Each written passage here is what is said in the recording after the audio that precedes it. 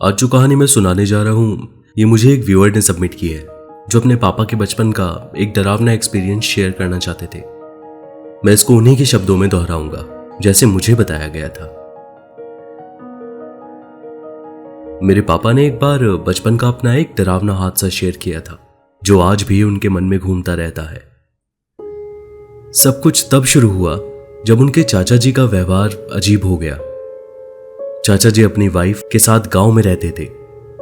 एक शाम अचानक ही उन्हें बहुत तेज बुखार हो गया और उसी के साथ चाचा जी का व्यवहार भी एकदम बदल गया। जैसे अपने आप से ही बातें करना, वो भी बहुत धीमे धीमे।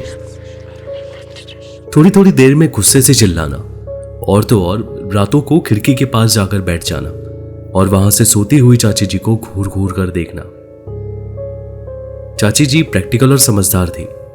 उसी के नाते चाचा जी को सिटी के बेस्ट डॉक्टर के पास ले जाकर दिखाया। उन्हें उम्मीद थी कि चाचा जी के अचानक बदले हुए और अजीब व्यवहार का कोई मेडिकल रीजन जरूर होगा, लेकिन डॉक्टर पूरी जांच के बाद भी कुछ समझ नहीं पाया। उन्हें चाचा जी की बीमारी का पता नहीं चला और उनकी ऐसी हरकतों का कोई फिजिकल रीजन भी समझ नहीं आया। निराश और मजबूर होकर परिवार ने अपने गांव के पुराने तरीके अपनाने का फैसला किया।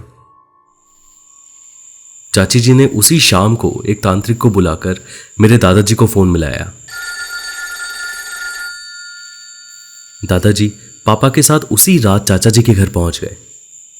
घर में बहुत अंधेरा था और चाची भी एक कोने में बैठकर रो रही थी। बाहर से ही उस कमरे में जहां तांत्रिक अपने मंत्र पढ़ रहा था, पापा चाचा जी की आवाजें सुन सकते थे। ऐसा लग ही नहीं रहा था कि वो चाचा जी की आवाजें थी। तांत्रिक मंत्र पढ़े जा रहा था। अपने हाथ में नींबू लेकर काटा और चाचा जी के सर पर लगाया। उसे घुमाकर एक छोटी सी मटकी में डाल दिया और साथ में कुछ और चीजें भी डाली जो हम ठीक से देख नहीं पाए, कुछ जली हुई लकड़ियां और कोयला वगैरह। कुछ ही घंटों बाद तांत्रिक बाहर आया, बहुत थका हुआ, और मेरे दादाजी के हाथ में एक छोटा सा मटका दिया जिसका मुंह लाल कपड़े से ढका हुआ था, मूली के धागे से बांधा हुआ। तांत्रिक ने उनको कहा कि उस मटके को तुरंत ले जाकर यमुना नदी में फेंक दो और साफ साफ चेतावनी दी कि मटके को फेंकने के बाद पीछे मुड़कर बिल्कुल नहीं देखना है। मेरे पापा और दादा ने रिक्शा किया, अंदर बैठे और यमुना नदी के ऊपर बने ब्रिज के लिए निकल गए। वहां पहुंचते ही मेरे दादा ने वो मटका हाथ में लिया और नदी में फेंक दिया और बिना पीछे देखे फट से आकर रिक्शा में बैठ गए। मटके की पानी में गिरने की आवाज के बाद एक औरत की चीख रात में गुनगुनाई।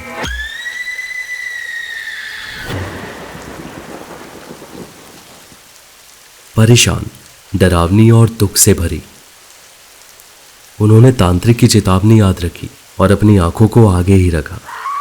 चीखों की आवाज वक्त के साथ और जोर से आने लगी, जैसे वो रिक्शा के बिल्कुल पीछे ही खड़ी हो, मदद मांग रही हो।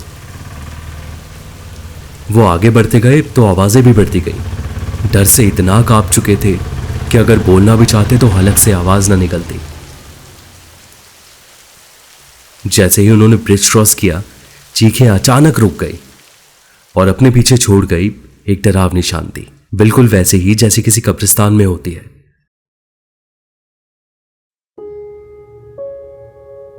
पापा ने यह सब कहानी जब मुझे सुनाई, उनके चेहरे से ये साफ हो गया था कि ये सिर्फ कोई कहानी नहीं है, और जो भी उस मिट्टी के छोटे से मटके में तांत्रिक ने कैद करके यमुना में फेंकवाया, वो कभी भी बाहर नहीं निकलना चाहिए।